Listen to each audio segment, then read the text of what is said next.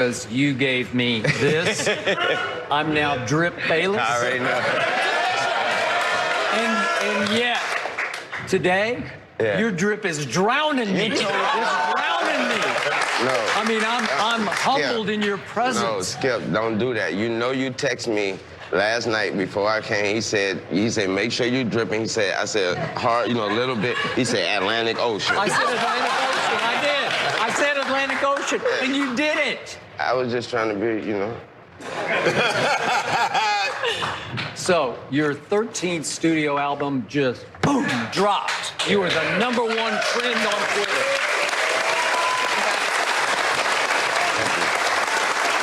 As everyone knows by now, it's called Funeral. Yes, Funeral. And the concept has actually been alive, so to speak, since 2016. Am I right? Yes, it has. And yet, I have not had the chance to ask you, and I'll do so now, why Funeral? What's the message of Funeral? Well, all my albums, they fall in, they have their little categories. Carter 1, Carter 2, you got Sorry for the Wait 1, Sorry for the Wait. So I have an album called Rebirth.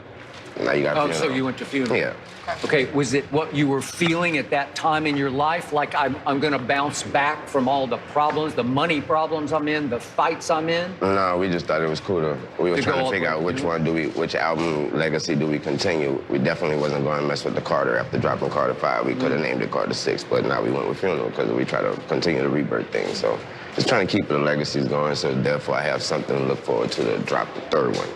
From what I have been able to sample, this is very special, and I know from you, this is very special to your heart. Yes, it is. What does it mean in the totality of your career? What do you want this one to say? What do you want this impact to be?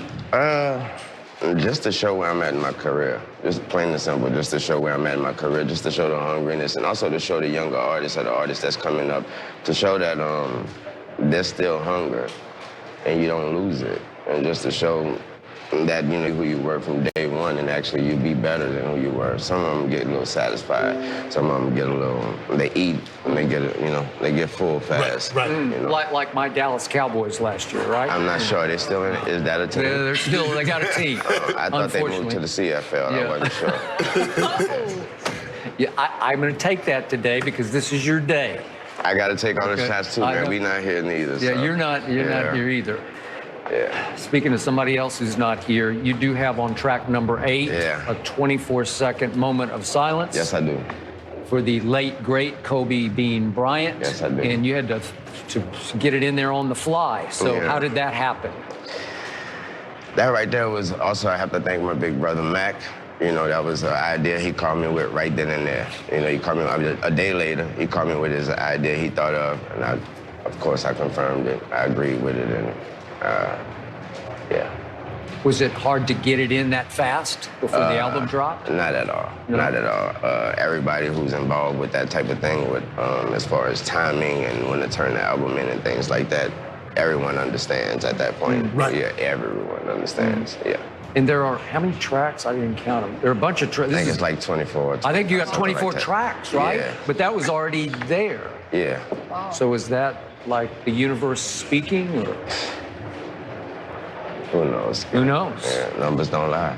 Numbers don't lie. That's a lot of tracks on an album. You didn't think about splitting it up and do a double? I turned in 52 songs. What? Yeah. I turned in 52 songs. There's Mac job after that. Right. Yeah. So so this has been a process. This is not a 6 month or a year. You've been writing for this is years. Yeah, this is timing. And also by that buildup of me not being able to release music with the Carter 5, that's a bunch of that music as well, just sharpened up. Right. Yeah. You realize this man was born to create music. Right. This man writes music in his sleep, in his head. With sleep. No sleep. Well, in fact... Well, I sure hope you got some, because we own this thing tonight. You already know. You know we own this thing.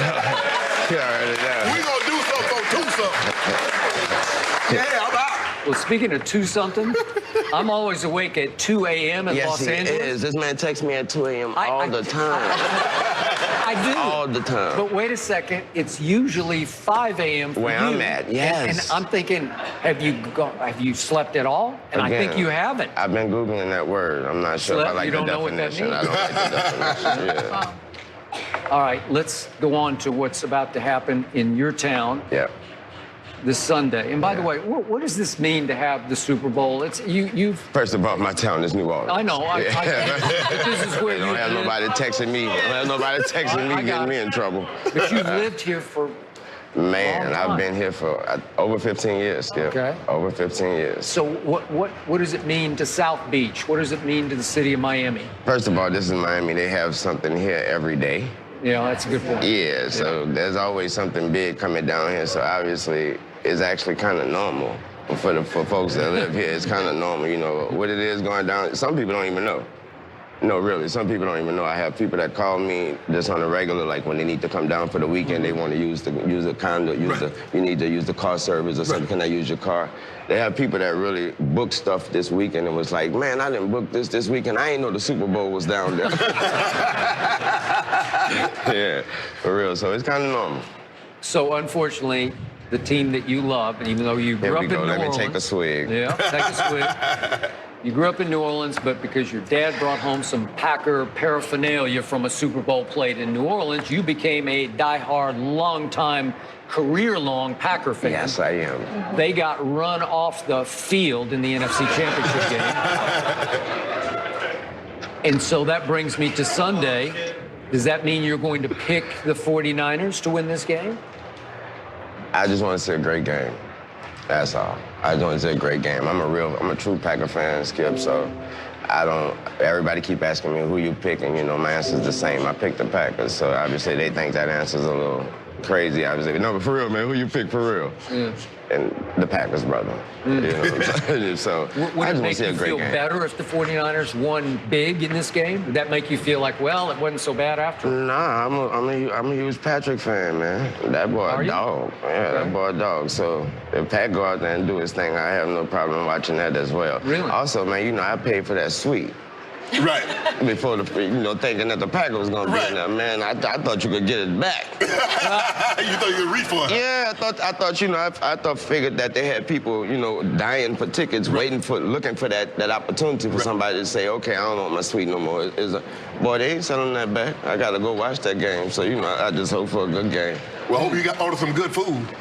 My mama coming with me. Oh, she coming with you? Yeah, so we gonna be all right. Yeah. You know what? We've been arguing back and forth. You know what Skip told me? What did he say? Skip told me Dak Prescott better than Patrick Mahomes. I did not say That what he that. told me, Weezy? Don't lie to the people out there. That what he told me? I said Dak Prescott had a better year than Patrick Mahomes had this past football season. Ain't that just crazy? In the gym? Where? In the gym? On somebody's game at home? No. He put up routinely better numbers than a Patrick Mahomes who did not have an MVP quality year this year. You're talking about in the third and fourth quarter. That's what you're talking about. Yeah, That's because in any quarter. That's when, listen, Skip, when you grow up in my era and this era too, we play Madden. And when you beat the dude you're playing or the person you're playing, you're already beating that person by the first quarter. It's already 28-0.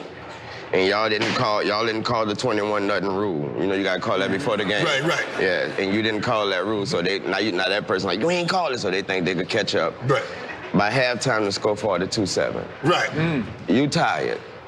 By the end of the game, okay, it ended up 40, 48, 49, 30, 32. Right. That's because in the third and fourth quarter, bro, I wasn't playing defense, bro. That's what the other teams do too in real life, bro. So that's how he get all those yards and all those all the numbers. That's how that happens, Skip. Empty calories. I've been telling you this, Skip. So help me out. Did one time this whole year I see Patrick Mahomes' name in the MVP discussion? Not one time. Yeah. Not one time. You know it, and I know The first couple of weeks, I did. He was I did. not. Yeah, we I got did. Stop As a it. matter of fact, I heard it before the season. Well, you heard it before the season. Yeah, that was What a foregone about conclusion. that? Was he not in the MVP conversation until 4 or 5 weeks? Where was this? Yes! Yes! Yes! You were all asleep. All of you were asleep. He was in the MVP conversation, Jerry and Stephen Jones was having it. Nobody else was having it. We wasn't talking about it. So how did Dak Prescott put up historic? It wasn't that funny. It wasn't that funny. Ain't nobody talking about that. You know, the problem I'm having right now is that two people across from me despise the Dallas Cowboys. I don't. All their hearts You and can souls. have three. I Sorry. do, bro. Three.